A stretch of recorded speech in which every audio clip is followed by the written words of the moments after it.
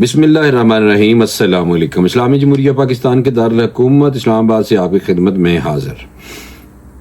नाज़रीन कराम, गुज़श्ता दिन पाकिस्तान पे बड़ा भारी रहा और दो ऐसे इलाके थे जहाँ पे हमले हुए और पाकिस्तानियों का खून बहाया गया। और जो पाकिस्तानियों का खून बहा है उसमें जो लोग मुलव्वस हैं उनके जनाब ताने बाने जो हैं वो दुश्मन ममालिक से मिलते हैं। एक तो हमारा जद्दी पुश्ती दुश्मन है और दूसरा जो है वो नया नया दुश्मन बन गया, पता नहीं क्या वजह है। और ये एक तो चीज़ थी। दूसरा ये था कि पाकिस्तान ने भारत की बिल्कुल बोलती बंद की हुई है। ये आपको बताना है कि किस तरह पाकिस्तान ने भारत की बोलती बंद की हुई है और भारत पाकिस्तान के अंदर जो करवा रहा है वो भी सारों के सामने है, लेकिन दुनिया खामोश है। पाकिस्तान को दरपेश चैलेंजेस जो हैं उसमें दहशतगर्दी मेन फैक्टर है, लेकिन दहशतगर्दी जो है बैरून मुल्क, अभी आप देखेंगे पाकिस्तान में पहले अंदरूने मुल्क दहशत फैलाई जा रही थी और तोड़ फोड़ जलाओ गिराओ 9 मई का वाकया, इस तरह की चीज़ें पाकिस्तान के अंदरूनी जो दुश्मन थे वो कर रहे थे। अब पाकिस्तान के बैरूनी दुश्मन मुतहर्रिक हो गए हैं और अंदरूनी दुश्मन जो हैं वो खामोश हो गए हैं। तो ये चैलेंजेस हैं जो पाकिस्तान को दरपेश हैं। और आप देखें कि सबसे पहले हम चलते हैं कि पाकिस्तान में जो खैबर पख्तूनख्वा हुकूमत ने गुज़श्ता दिन आपको पता है कि दावा किया था बैरिस्टर सैफ की तरफ से कि खैबर पख्तूनख्वा की हुकूमत ने ग्रैंड जिरगा मुनक्कद किया था कुरम और कुरम एजेंसी पारा चनार की तरफ, जो रोड जाता है कुरम से, वहाँ पारा चनार में आपको पता है कि वहाँ पे वो लोग हैं रहाइश पजीर हैं इर्द गिर्द में जो अफगानिस्तान सोवियत के टाइम पे आके बसे हुए हैं। और जो अंदरून पारा चनार है वो सारे का सारा पाकिस्तानी जो वहाँ पे जद्दी पुश्ती रहते हैं और जो अंदरून पारा चनार रहते हैं शहर के अंदर, वो एक वो शिया मसलक के लोग हैं और इर्द गिर्द दूसरे मसालक के बल्कि लोग हैं। लेकिन एक इंसान का कत्ल पूरी इंसानियत का कत्ल है, तो कत्ल तो अल्लाह ताला ने माफ़ नहीं करना पाई। लेकिन ये जो दहशतगर्दी है ये पाकिस्तान के अंदर घुसी हुई है कुरम में, पारा चनार में। और गुज़श्ता दिन जब काफिला जा रहा था ट्रकों का, वहाँ पे आपको पता है कि पारा चनार में जो हालत है लोगों की वो बड़ी ही जनाब दिल दहका देने वाली वहाँ से खबरें आती हैं अक्सर। तो मैं थोड़ा सा बता दूं कि ये बेसिकली काफिला जा रहा था ट्रक लेके, फूड लेके और अशिया खुर्द नोश लेके।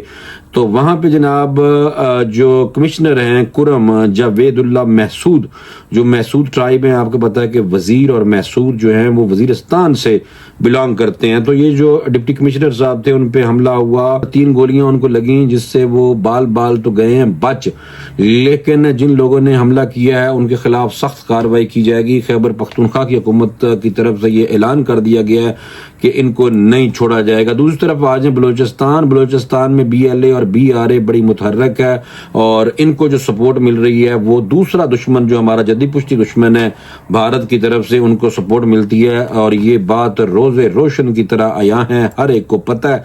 तो हुआ ये है कि गुज़श्ता दिन तुरबत में मुसाफिर बस पर ये जो कलअदम तंजीम है BLA, इसने अटैक किया और उसके बाद आप देखें कि वहाँ पे भी जो हालत है वो बड़ी टेंस सिचुएशन है तुरबत में भी। और तुरबत में मुसाफिर बस पे हमला किया गया था जिसकी वजह से 4 शहरी जाँ बहक हुए हैं, शहीद हुए हैं और जानलेवा ये हमला था। और उसमें जो लोग 4 शहीद हुए हैं उन सारों का जो ताल्लुक है वो बलोचिस्तान से है।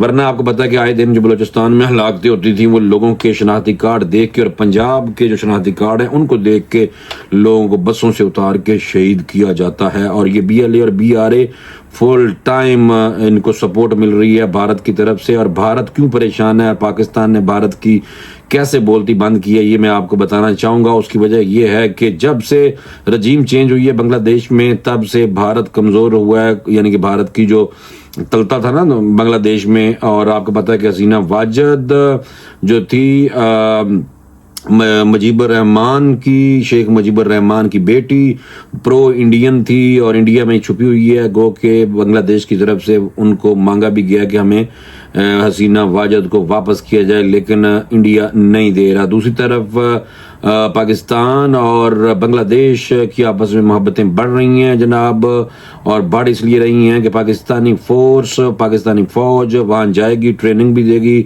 बांग्लादेश की फोर्स को, और फिर हमारे पास आपको पता है कि हम खुद कफील हैं, जो हमारे एयरक्राफ्ट हैं असले में पाकिस्तान माशाल्लाह काफ़ी ज़्यादा खुद कफील है, तो पाकिस्तान ज़रूर असला भी देगा बांग्लादेश को। ये बात सामने आई है जिसकी वजह से भारत बड़ा परेशान है, क्योंकि भारत आपको पता सार्क जो थी उसको, ये जो साउथ एशियन ममालिक यानी कि पाकिस्तान, इंडिया और उसके अलावा नेपाल, भूटान, सार्क को गैर फाल किया हुआ था। फिलहाल पाकिस्तान इंशाअल्लाह ताला अब ड्राइविंग सीट पे है, और भारत अपने आप को बहुत बड़ा बदमाश समझ रहा था खिते का, लेकिन जैसे जैसे बांग्लादेश के हालात पाकिस्तान की फेवर में आए हैं और पाकिस्तानी फोर्स जो है वो बांग्लादेश में जाके बंगाली भाइयों को जो फोर्स है उनकी फौज जो है उनको तरबियत भी देगी पाकिस्तान, तो उसके बाद भारत की नींदें, उसके बाद ये बात सुनने के बाद भारत की नींदें जनाब हराम हो चुकी हैं, और भारत ने BLA को एक्टिव कर दिया मजीद, और उधर से अफगानिस्तान के रास्ते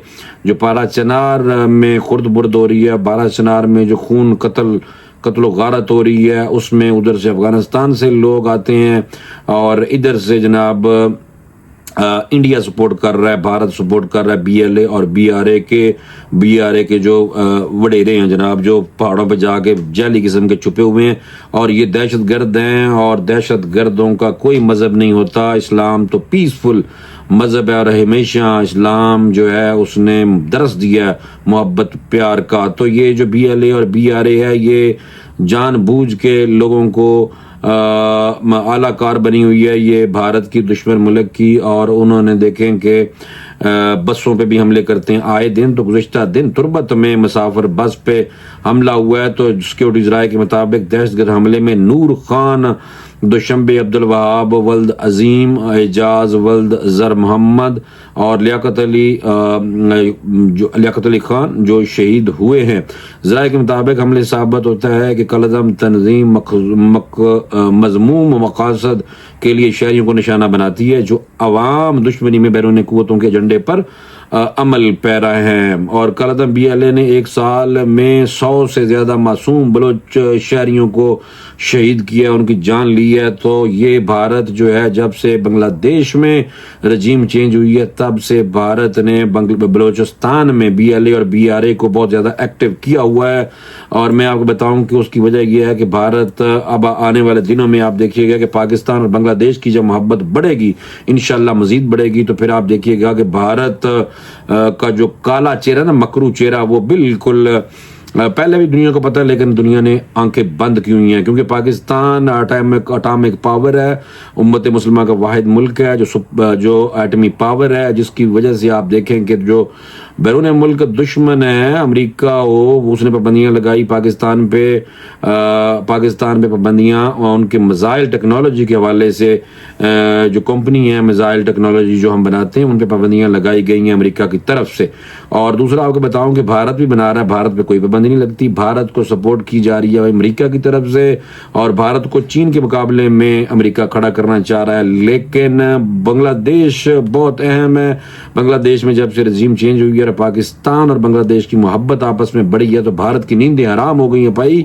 और नींदें हराम होने की वजह से भारत ने पाकिस्तान पे जो उसके अंदरूनी लोग हैं, जो उनके टाउट हैं, उनसे पाकिस्तान के अंदर खुर्द बुर्द और पाकिस्तान के अंदर दहशत फैलाने की कोशिश कर रहा है।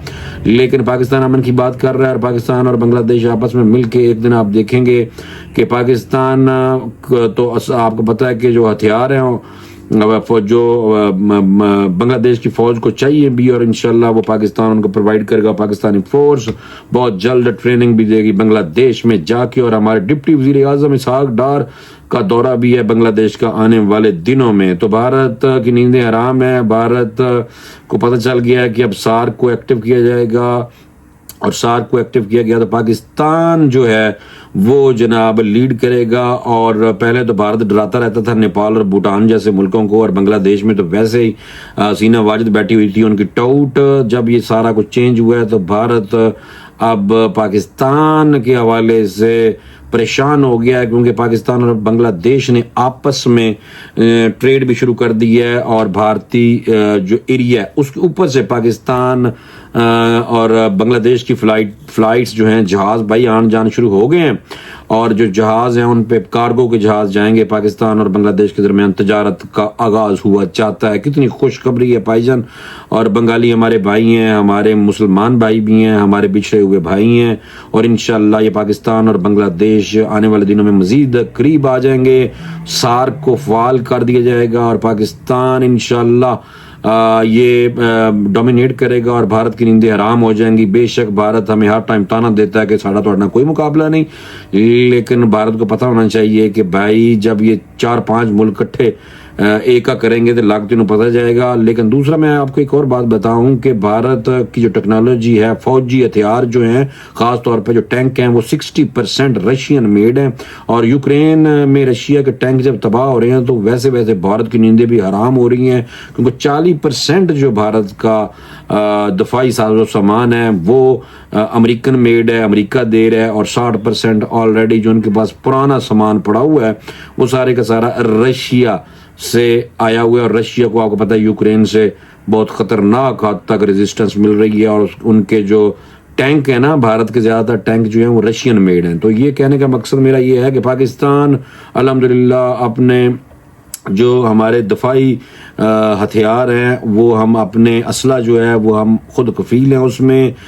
JF थंडर देख लें, और इसके अलावा पाकिस्तान 5th जनरेशन के जो लड़ाका फाइटर जहाज हैं वो भी कुछ दिनों तक इंशाल्लाह चाइना से पाकिस्तान को मिल रहे हैं। तो भारत की नींदें इधरों में हराम हुई हुई हैं जनाब। तो मैंने कहा ये आपको बता दूं, दुश्मन जो मर्जी कर ले, पाकिस्तान ता क़यामत तक रहने के लिए बना हुआ है इंशाल्लाह। अंदरूनी दुश्मन तो खामोश हैं, बैरूनी दुश्मन एक्टिव हो चुके हैं। तो ये चैलेंजेस हैं पाकिस्तान को दरपेश हैं, और इंशाल्लाह पाकिस्तान की फोर्स और पाकिस्तानी कौम और पाकिस्तानी जो पॉलिटिकल पार्टी हैं इंशाल्लाह इकट्ठी होकर दुश्मन का मुकाबला करेंगे। हम एक हैं और इंशाल्लाह हम हमेशा एक ही रहेंगे। पाकिस्तान जिंदाबाद। मुझे इजाजत दें, इंशाल्लाह अगले व्लॉग में दोबारा मुलाकात होगी। अल्लाह हाफिज।